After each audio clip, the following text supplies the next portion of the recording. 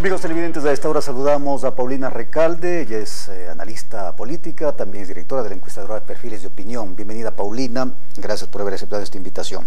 Quisiera comenzar preguntándole o requiriendo un comentario suyo sobre lo que ha dicho la ministra de Gobierno en las últimas horas, que es y ha generado alguna controversia, una declaración a propósito de las elecciones, que habla de evitar la obligatoriedad y que personas puedan optar por no asistir a las votaciones, ha dicho la ministra, incluso evitar la obligatoriedad, es decir, que personas que han permanecido muchos meses evitando situaciones de riesgo puedan optar por no asistir ese día. ¿Cuánto sustento legal, jurídico y constitucional tiene esto? Bienvenida, Paulina. Gracias, Fernando, por la invitación. Buenos días con todas y con todos. Me parece oportuno citar esto porque realmente enrarece el proceso electoral al que estamos acercándonos.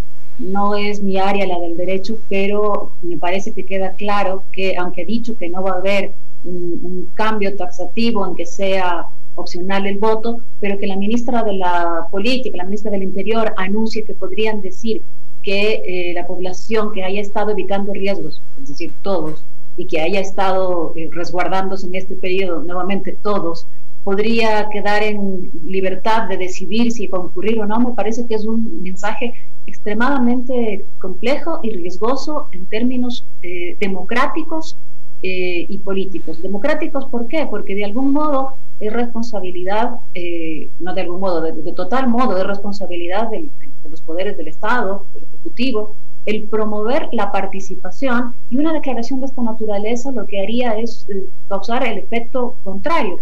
Si es que recibes esta señal de parte del gobierno, la población bien podría inhibirse de concurrir, lo que podría abocar, y aquí voy a mi segundo punto, a lo que el consejero Verde Soto viene anunciando ya desde semanas atrás. Él ha dicho, va a haber baja participación, esto lo señala, no sé con qué sustento, va a haber baja participación, y esto podría hacer que las autoridades electas tengan baja legitimidad.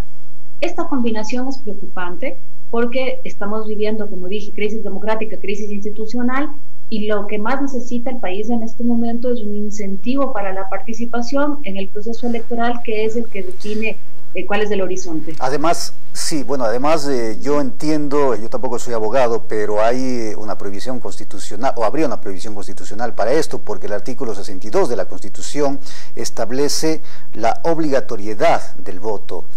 Bueno, aquí lo que se ha dicho es que las personas que no vayan a votar, o por lo menos lo que se quiere hacer entender es que las personas no vayan a votar y que no serán sancionados, es decir, no tendrán que pagar multas, no requerirán de certificado de votación.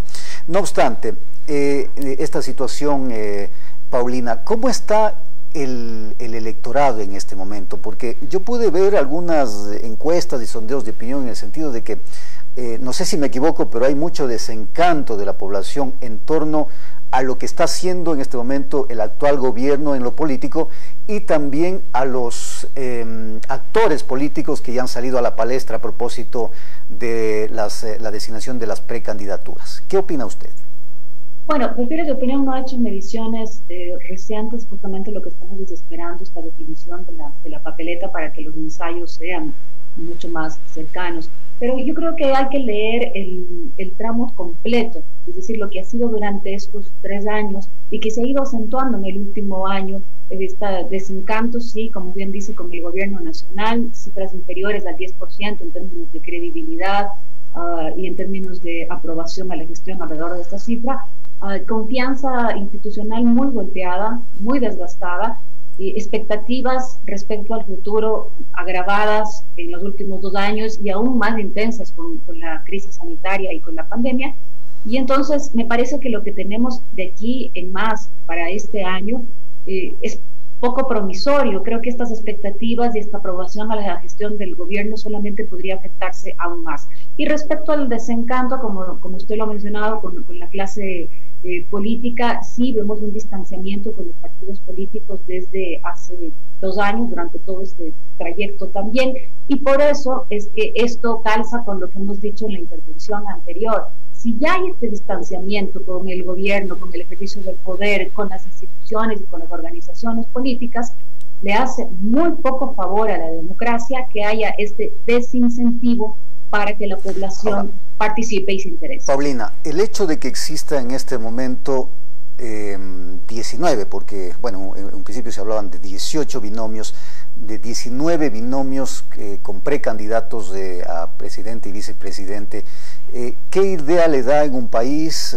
diríamos, pequeño, con un número de votantes de alguna manera, a diferencia de otros países, limitado? Sí, en principio, en momentos de que ha habido una crisis hegemónica, es decir, sale una gran organización, digamos, estaba centrando el proceso político electoral, suele haber esta dispersión, pero lo que estamos viendo un número realmente abultado. Claro que es una prepapeleta y vamos a ver después cómo se decanta con las alianzas, pero no deja de generar una advertencia de que podría haber una alta fragmentación que ya vivimos además en Ecuador en las elecciones seccionales. Y por ahora el mensaje que se ha transmitido es que, habiendo el horizonte de las alianzas, es que todas estas organizaciones están mostrando cuál va a ser su capital de negociación. Capital de negociación, digamos, para las alianzas, pero también para advertir que podrían querer aspirar a una presencia en el legislativo, lo que también podría complicar el ejercicio de gobernabilidad para el próximo periodo, porque normalmente la candidatura a la presidencia busca también endosar y arrastrar votación para la Asamblea. En la Asamblea. Ahora, a propósito de estas negociaciones, de estas supuestas alianzas que en el camino se pueden dar, ya hay diríamos, un primer aviso que lo ha hecho el líder del movimiento Creo, al decir yo me voy a reunir con Jaime Nebot, líder del Partido Social Cristiano. ¿Usted cree que se puede converger en una sola tendencia, diríamos, de centro-derecha? En este caso ya hablamos de dos partidos, de dos tendencias similares en cuanto a ideología, pero ¿usted cree que alrededor de una tendencia como esta puedan girar otro tipo de alternativas o no? Por lo que estamos viendo en este momento, en este campo es donde luce más posible esta confluencia, tanto por las declaraciones que hemos escuchado de parte de Creo, figuras del Partido Social Cristiano, como el exasambleísta Luis Fernando Torres. Y de hecho, el gesto con el que se ha anunciado la candidatura de Cristina Reyes, más las declaraciones de Jaime Nebot del día de ayer, no es menor, por ejemplo, que Jaime Nebot lleve 6 días sin tuitear. Es decir, no ha mencionado todavía en su cuenta de Twitter el lanzamiento y presentación de la candidatura de Cristina Reyes. Sí ha circulado un video en el que saluda que haya una mujer joven de las filas del Partido Social Cristiano, dice que será Cristina Reyes quien estará a cargo de la ampliación, de algún modo, de las negociaciones, no lo dice negociaciones, de los diálogos, y termina bendiciéndola. Es decir, y es desde las cuentas de Cristina Reyes y del Partido Social Cristiano que se emite este video, pero no desde la cuenta directamente de Jaime Nebot. Ahí está señal. Y la intención, la declaración de Creo también, de Guillermo Lasso, de que quieren esta aproximación. Podría ser que concluyan otras candidaturas de este espectro. Habría que pensar también qué haría, en este caso, Isidro Romero, que es otra candidatura que está despertando la atención. Digo esto porque, en cambio, para hablar de la centro izquierda, en este momento no hemos visto que haya una posibilidad de confluencia de candidaturas. Además, que por ahora solamente luce la de Andrés Arauz como de izquierda, una declaración de Paul Carrasco de que no descartaría hablar también con el correísmo, pero que en cambio la candidatura de Centro Democrático no ha tomado la palabra o no ha dicho nada hasta ahora. Hay algunos criterios en el sentido de que las tendencias de centro derecha deberían unirse, deberían formar una sola coalición para evitar, dicen, para evitar que el populismo retorne, que tome fuerza y se reposicione en estas elecciones. ¿Usted qué piensa sobre diríamos, estos criterios que existen en torno a lo político? Sí, bueno, populismos hay de derecha y de izquierda, pero es correcto el que hayamos tenido algunas señales discursivas más bien que restauran la frontera correísmo-anticorreísmo.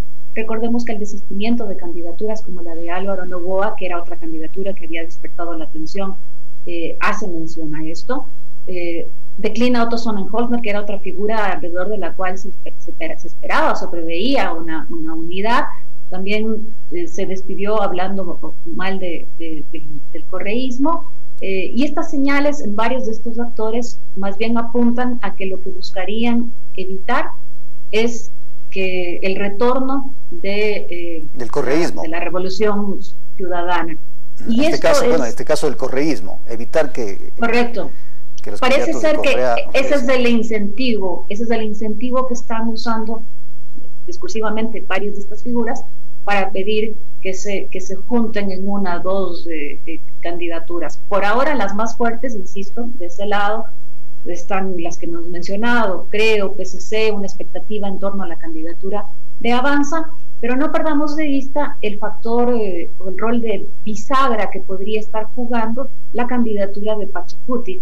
Bisagra porque no podemos ubicarla en este momento nítidamente en la izquierda, ni como representante de la agenda y las movilizaciones de octubre.